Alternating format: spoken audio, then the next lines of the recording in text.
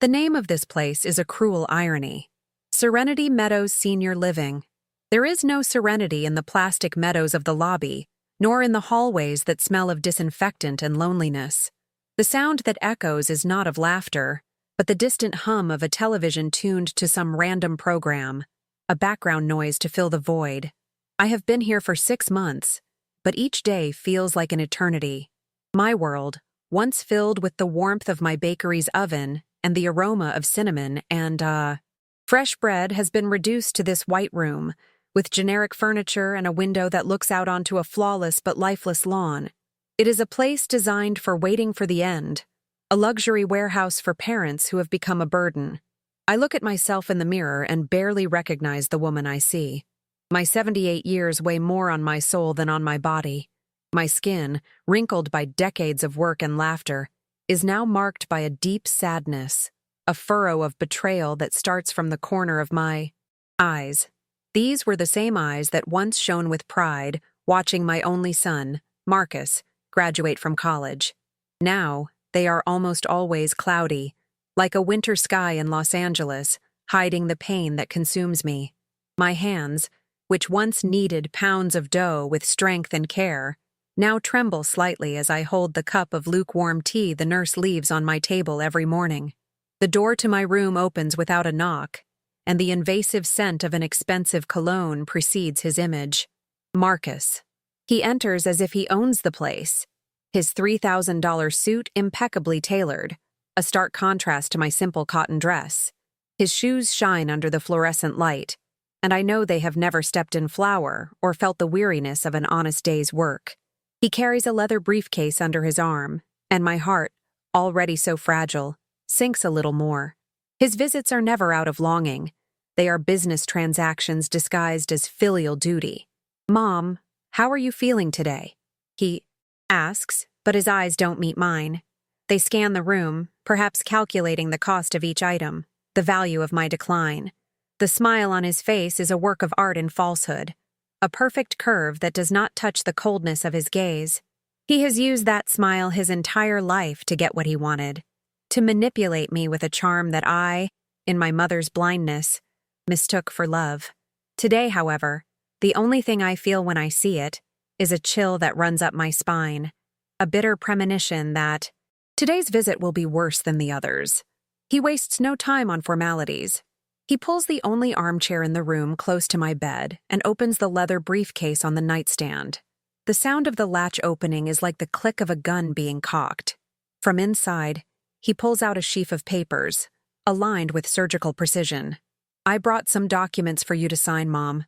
It's just a formality for your health plan, to ensure you always have the best care," he says, his voice a treacherous velvet. He hands me a gold pen, heavy and cold, an instrument to seal my fate. I take the papers, and my hands, which were always so steady, now seem weak and useless. The text is dense, full of legal jargon that he knows I don't fully understand. But my eyes, though tired, are still able to read. And between the clauses and paragraphs, 2 words leap off the page and hit me like a punch to the gut. Total power of attorney. And just below, another, even more devastating. Irrevocable. It wasn't about my health plan. It was about taking the last shred of control I had over my own life, over the money I earned with the sweat of my brow. I lift my eyes from the papers and stare at my son. The man I raised, whom I taught to be honest and hardworking, now looks at me with ill-disguised impatience, waiting for me to sign my surrender. He convinced me to sell the bakery, the dream of my life, and our house, the place where he grew up, with the promise that he would take care of me. "You don't have to worry about anything anymore, Mom," he said. And I believed him.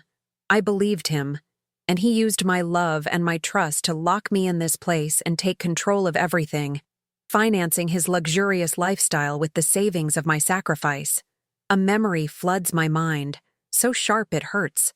Marcus, 5 years old, standing on a stool in the bakery's kitchen, his face covered in flour, trying to imitate my movements as I kneaded the dough. His eyes shone with admiration and pure love. Where did that boy go?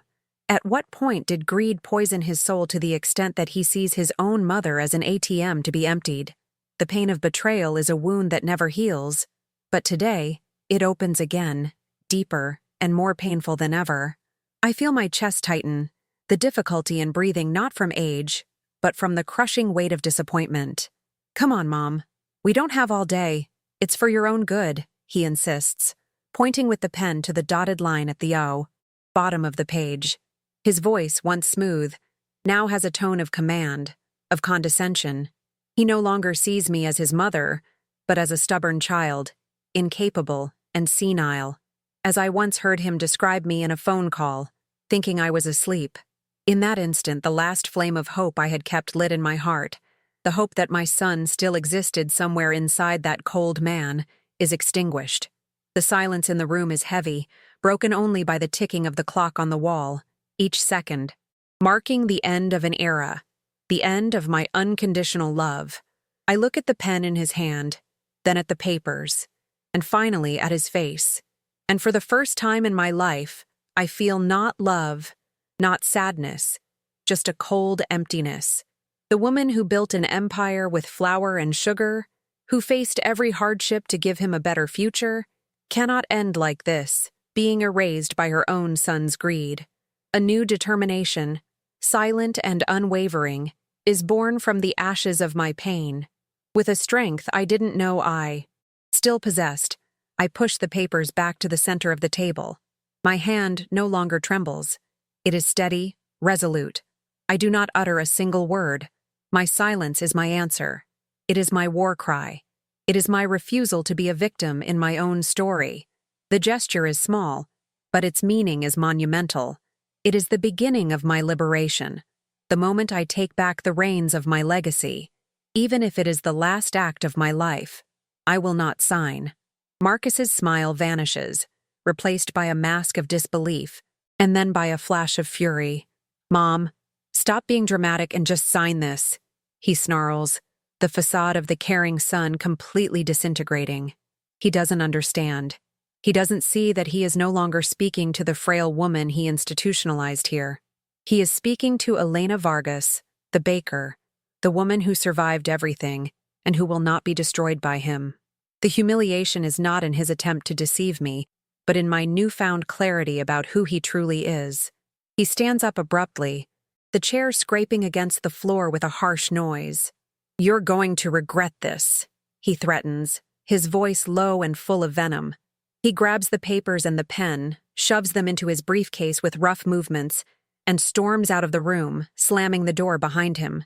The noise echoes down the hallway, but in here, a new kind of silence settles. It is no longer the silence of loneliness, but the silence of resolution. The battle has begun, and I, against all odds, intend to win it. As the door slams shut, my eyes fill with tears, but they are not tears of sadness. They are tears of a strange and painful liberation. The pain of the final betrayal hit me with the force of a physical blow, but instead of breaking me, it forged me into something new, something stronger. I know what I need to do. My legacy, built with so much love and sacrifice, will not end up in the hands of someone who discarded me like an old object. It will be a gift to someone who truly deserves it. Someone who understands that true value is not in money, but in the kindness of the heart. If you are moved by the beginning of this journey and want to know how a betrayed grandmother can transform her pain into an act of incredible power, subscribe to the channel so you don't miss any details. And comment here from which city you are watching, so we can connect through this story. After Marcus's departure, the days became a mirror of my pain. The memories of my bakery, the smell of warm bread, and the joy of serving my community were a cruel contrast to the sterility of my room. I battled with the ghost of my son, the boy I loved, against the man he had become. Disinheriting him felt like a betrayal of my own motherhood, but to remain silent would be to betray myself and everything I had built. With each sunrise, my resolution grew stronger than my pain. It was in this desolate setting that I met Leo, a young caregiver whose kindness was like a ray of sunshine on a cloudy day. Unlike the others, he called me Donna Elena, and in his tired eyes, there was a respect that warmed my soul. He didn't just see an old woman in a bed, but a person. His small gestures, like adjusting my pillow without me asking or simply sitting in silence with me for a minute, began to rebuild the bridge of trust that my son had dynamited. Our friendship blossomed around an old photo on my nightstand, a picture of me in front of the bakery. Leo asked about it, and as I told him my stories, I felt a part of myself reawaken. I spoke of the recipes passed down through generations and the joy of hard work. He listened with genuine attention, making me feel valued and alive again. To him, I was not a burden, but a source of stories and wisdom. The turning point came on a gray afternoon. Leo arrived with a small paper bag, and from inside, he took out a concha, my favorite Mexican sweetbread. The aroma transported me home, and the first bite undid the knot in my throat. I cried for the first time in months, not from sadness, but from overwhelming gratitude. That simple act of kindness, which asked for nothing in return, reminded me that decency still existed in the world. Meanwhile, Marcus's cruelty intensified. He called daily, with veiled threats to cut off my comforts if I didn't sign the papers. His influence poisoned the environment. The nursing home staff became cold and distant, increasing my isolation. Every day was a new battle against psychological pressure, an attempt to break me, so he could take what was left. But Leo's gesture had lit a flame in me, a will to fight. The final decision came unexpectedly. I saw Leo patiently fixing a broken chair in the hallway, so another resident wouldn't get hurt. In that simple, selfless act, I saw true character. I understood that my legacy should not be a reward for blood ties, but an investment in goodness. My money would not serve to feed greed, but to cultivate a dream, the dream of someone like Leo, who understood the value of work and care. That night, with my heart pounding, I waited for the silence of the early morning and dialed the number of my old lawyer. When Arturo Ramirez answered, my voice did not waver. "Arturo, it's me, Elena. I need you to come here tomorrow. I'm going to change my will. I'm going to change everything." After hanging up, a deep peace enveloped me. The war was not over yet, but I had just chosen my general and my battlefield. The next morning, a sense of nervous calm filled my room. Arturo Ramirez arrived punctually, a man whose dignity and serious demeanor were a balm to my anxious soul. He greeted me with the affection of an old friend, and his firm presence was the armor I needed. Without rushing, he arranged his documents on my small table, turning my sick room into a sanctuary of justice. For the first time in months, I was not alone.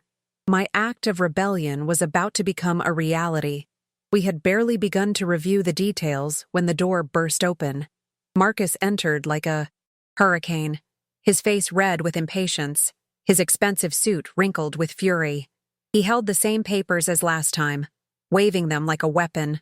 His cold eyes swept past Arturo without recognition, focusing entirely on me.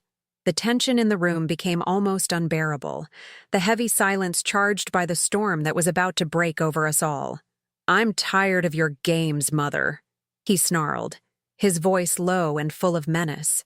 He cornered me against the bed, shoving the papers and the pen towards me.